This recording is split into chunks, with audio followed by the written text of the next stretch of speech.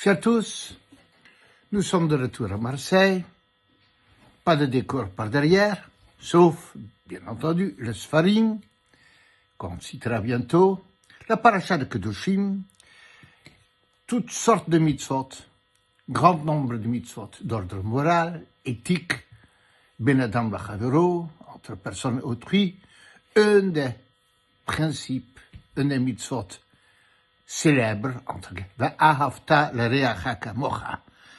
Chapitre Yutet 19, Pasuk Yutchet 18, où le Pasuk il dit, Lotikom lotitoret b'nei amecha, ne te vengerai pas de proche de ton peuple, Va'ahavta l'reacha kamocha, et tu aimeras ton prochain comme toi-même. Nous savons que Hillel, Hazaken dans Perki Avot, il va le traduire en disant, Ma'edesani lach lechav lechotavit, ce que tu n'aimes pas pour toi, ne le fais pas autrui. Par contre, dans la Masechet Shabbat, Rabbi Akiva va le commenter d'une façon positive, pas comme il dit, Va'ahavta l'reacha kamocha, ze klal gadol batorah. Ça, c'est un grand principe, un principe fédérateur dans la Torah. Quand Rabbi Akiva dit klal gadol, ça veut dire un principe qui touche pas seulement localement, mais à toutes les mitzvot. Toutes les mitzvot, d'une façon ou une autre, sont reflétées dans ou par cette mitzvah, va'ahavta, d'aimer son prochain comme soi-même. De quelle manière? Beaucoup de commentaires, infinis, comme tout le monde parle de cette mitzvah, en quoi ça, c'est klal gadol batorah. Je vais vous en proposer une idée. Ce qui a relevé d'étonnant, de curieux, c'est le prochain, c'est-à-dire re'acha. Re'im ahuvim, on connaît ce mot, ton prochain. Le mot prochain s'écrit reish aïn, avec sur le reish un tiré, 2 points, et un patard sur le aïn, re'a le prochain. Ce qui est curieux, absolument curieux, et je ne l'ai pas suffisamment vu relevé dans le Sfarim, c'est étonnant.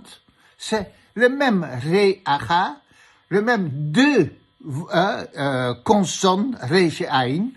Si on voit les juste seul, ça veut dire le mot ra, mauvais, seulement avec d'autres voyelles en dessous. Comment se fait-il que la Torah utilise le même terme pour prochain, pour ra?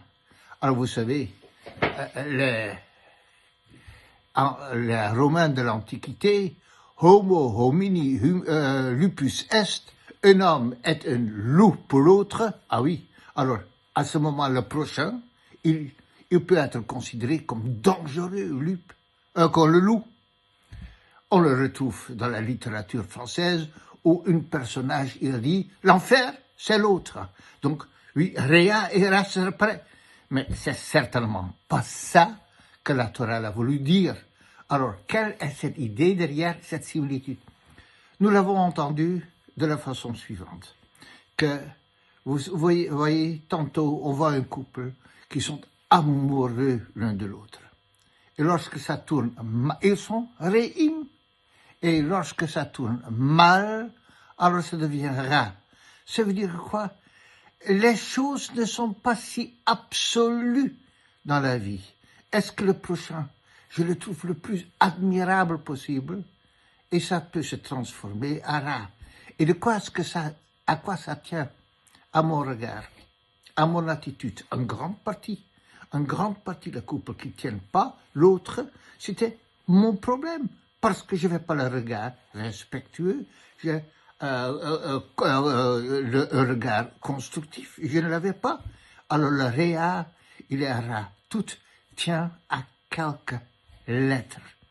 Et ça, c'est un principe, dit Rabbi Akiva, fédérateur dans toutes les mitzvot, chaque mitzvah. Oh, cette mitzvah, elle m'est dure, il me pèse. Et pour quelqu'un d'autre, c'est merveilleux. Shabbat, il peut dire que c'est dur, que c'est rare, je le fais, mais c'est difficile. Et pour quelqu'un d'autre, cette mitzvah est génératrice de la vie. Alors Rabbi Akiva dit, klal gadol batorah. Quel est le regard qu'on va porter? Quelle est l'attitude qu'on va avoir? Est-ce que nous sommes édifiantes de donner de l'importance à l'autre ou à la mitzvah? Alors ce serait merveilleux. Mais si on a une attitude passive ou indifférente, alors la même chose, on le prononce mal, alors ce sera rare. Très chers amis, Shabbat Shalom et à la prochaine, à bientôt.